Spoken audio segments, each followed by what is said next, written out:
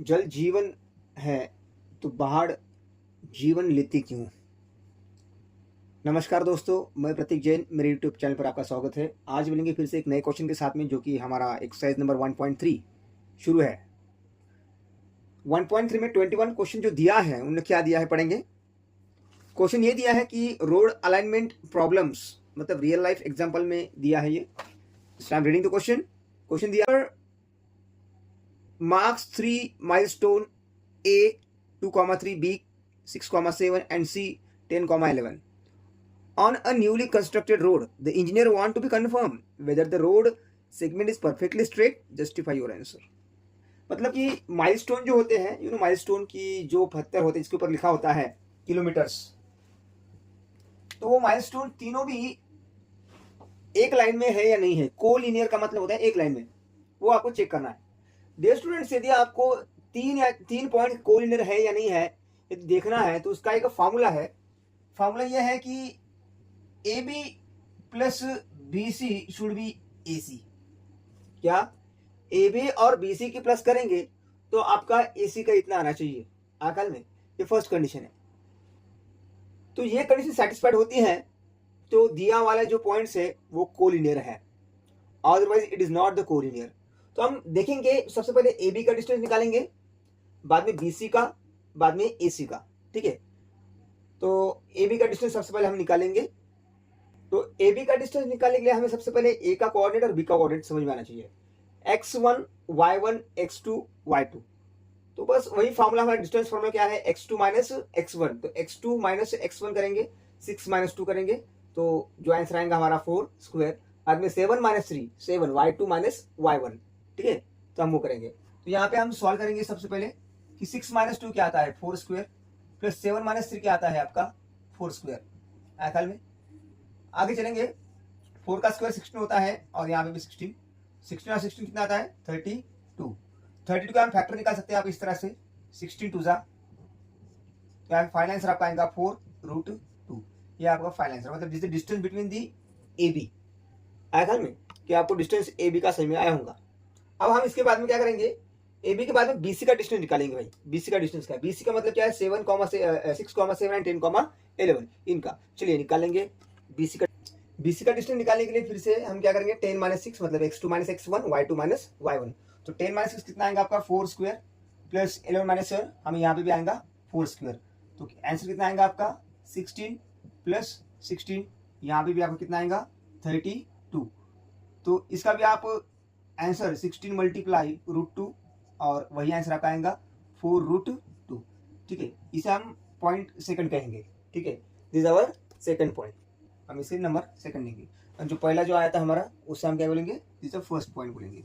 अब किसका डिस्टेंस निकालेंगे अपन डिस्टेंस निकालेंगे। अभी ए बी का निकाल लिया हमने, बाद में बी सी का निकाल लिया, अब हम क्या करेंगे ए सी का डिस्टेंस निकालेंगे। ठीक है, तो ए सी का डिस्टेंस कैसे निकालेंगे, इस तरह से डिस्टेंस फॉर्मूला आपको दिख रहा होगा। अभी ये हम एसी का डिस्टेंस निकालने वाले हैं। एसी में क्या आएगा, वही है x2 माइनस x1, 10 माइनस 2 करेंगे, 11 माइनस 3 करेंगे। ऑलरेडी हमने यहाँ पे वैल्यू लिखा है ऊपर कि ए और बी की वैल्यू कितनी है। ठीक है ना, दिख रहा है आपको ए की वैल्यू क्या है और बी की वैल्यू क्या है।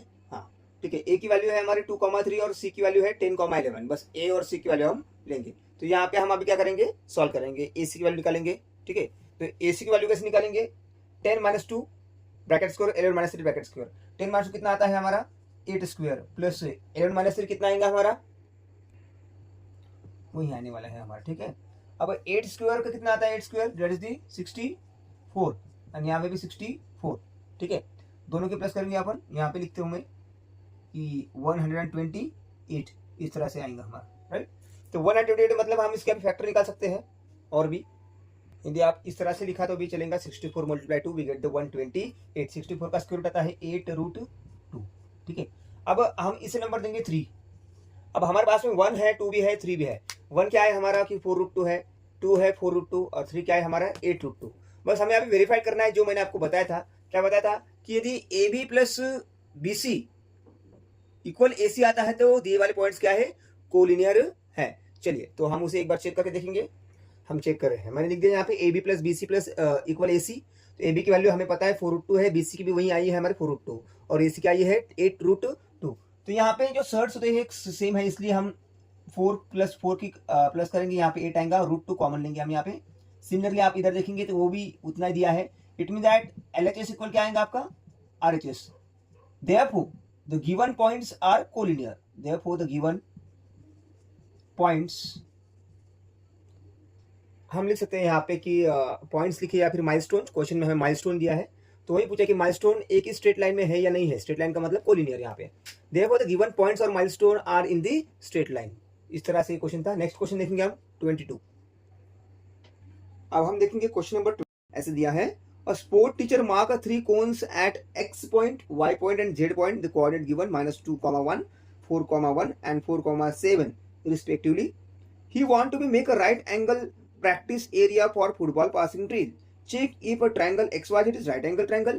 कि मतलब सीधा ही हम कहेंगे कि यहाँ पे क्या दिया है, दिए वाले जो कोऑर्डिनेट हैं तीनों भी पॉइंट XYZ ये राइट एंगल ट्रायंगल के है या नहीं है आपको चेक करना है। ऐसे एग्जांपल हमने सॉल्व किया था, पाइथागोरस थ्योरम यूज करेंगे। सबसे पहले हम छोटी सी डायग्राम निकाल लेंगे। यहाँ पे मैंने यहाँ पे राइट एंगल ट्रायंगल तो ड्रॉ कर लिया, लेकिन मुझे ये पता नहीं है कि एक्स कौन सा है, वाई कौन सा है, जेड कौन सा है। इसमें का कौन सा भी एक्स हो सकता है, कौन सा भी वाई, कौन सा जेड, मतलब कि स्टार्ट कहाँ से होगा। May be x start from here, here और हियर, कहीं से भी हो सकता है। और बाद में हम क्लॉकवाइज एंटी क्लॉकवाइज जैसे घुमा सकते हैं एक्स वाई जेड। लेकिन हमें पता नहीं है कि एक्स कहाँ आएगा, वाई कहाँ आएगा, जेड कहाँ आएगा। यदि हम एक्स और वाई का डिस्टेंस निकालेंगे, वाई और जेड का डिस्टेंस निकालेंगे और एक्स और जेड का डिस्टेंस निकालेंगे तो हमें पता चलेगा। सबसे पहले हम क्या करेंगे कि find the distance of X Y.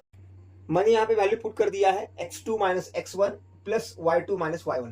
तो x2 माइनस x1 कंफ्यूज नहीं होना है, दो माइनस है इसलिए कि x2 माइनस x1 की वैल्यू जो है वो माइनस में है, इसलिए x1 का जो वैल्यू है वो नेगेटिव में है, इसलिए वो नेगेटिव और ये negative. And then plus y1 y2 minus y1 that is 1 minus 1 only, वही आएगा।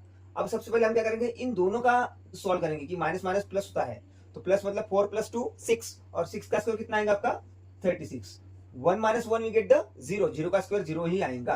तो आंसर क्या आएगा आपका 36 और फाइनल आंसर जो आएगा आपका 6। ये हो गया आपका number 1 the distance of x and y। अब हम देखेंगे कि y और z का डिस्टेंस क्या आएगा। चलिए तो डिस्टेंस निकालेंगे अपन किसका, y z, ठीक है ना। तो y की वैल्यू क्या दिया है यहाँ पे 4,1 और z की वैल्यू दिया है आपने 4,7। तो मैंने यहाँ पे वैल्यू रख दिया है already, x2 minus x1 4 minus 4 दोनों की वैल्यू सेम है, और y2 माइनस y1 7 माइनस 1। तो यहाँ पे 4 माइनस 4 0 आता है और 7 माइनस 1 6 आता है। Then you can do the square. हमें डायरेक्ट आंसर आएगा यहाँ पे क्या आने वाला है 36, और 36 का स्क्वायर आएगा आपका 6 आएगा। चलिए हम लिखेंगे यहाँ पे 6 मतलब 36 and the final answer is what root sorry is 6। ये हो गया आपका सेकंड पॉइंट, ठीक है। अब दो पॉइंट आपके सेम आ गए, first and second, 6 and 6 only. अब हमें देखना है डिस्टेंस ऑफ एक्स जेड। क्या क्या निकालना, देखिए एक बार सबसे पहले कि दिया जो है उनमें एक्स और वाई, देन वाई और Z, and now x Z का डिस्टेंस हम निकाल लेंगे, ठीक है। चलिए हम निकालेंगे एक्स जेड का डिस्टेंस क्या आता है देखेंगे, जो कि मैंने वैल्यू रख दिया है यहाँ पे एक्स और जेड का डिस्टेंस निकालने के लिए। x2 माइनस x1, x1 कितना है -2 है, और 7 माइनस 1 y2 माइनस y1। तो यहाँ पे प्लस होंगी माइनस माइनस प्लस, और 4 प्लस 2 6, 6 का स्क्वायर 36। यहाँ पे फिर से एक बार 7 माइनस 1 भी 6 का स्क्वायर क्या आता है 36, ठीक है। दोनों में सेम है तो इनका आंसर क्या आना चाहिए आपका 36 प्लस 36 72। तो 72 को आप कैसे लिखेंगे, 72 को आप 36 टू जा ऐसे लिख सकते हैं, मतलब इसका स्क्वायर रूट आएगा आपको कितना आएगा 6, और बाद में आएगा अंदर √2, ये आया आपका 3, थर्ड पॉइंट, ठीक है। आगे देखेंगे अपन पाइथागोरस थ्योरम से सॉल्व करना है। अभी पाइथागोरस थ्योरम क्या कहता है कि hypotenuse square equal base square plus height square. Hypotenuse कितना है, तीन साइड हमारी आई है, एक आई है 6, दूसरी 6 आई है, एंड तीसरा जो आया है हमारा 72 या 6√2 आया है, ठीक है। तो जो लॉन्गेस्ट साइड है उसे हम हाइपोटेन्यूज मान लेंगे। तो लॉन्गेस्ट साइड यहाँ पे लिख देंगे हम 6√2 ब्रैकेट स्क्वायर, इस तरह का है। उसके बाद में बेस जो है हमारा ये भी 6 ही मान लेंगे, आप दूसरी साइड भी हमारा 6 ही है, इस तरह से। यदि दोनों भी LHS इक्वल RHS आते हैं तो दिया वाला जो ट्रायंगल है वो राइट एंगल ट्रायंगल है, अदरवाइज नॉट। तो देखेंगे 6 का स्क्वायर कितना आता है 36, एंड √2 का स्क्वायर कितना आता है 2 ओनली, ठीक है।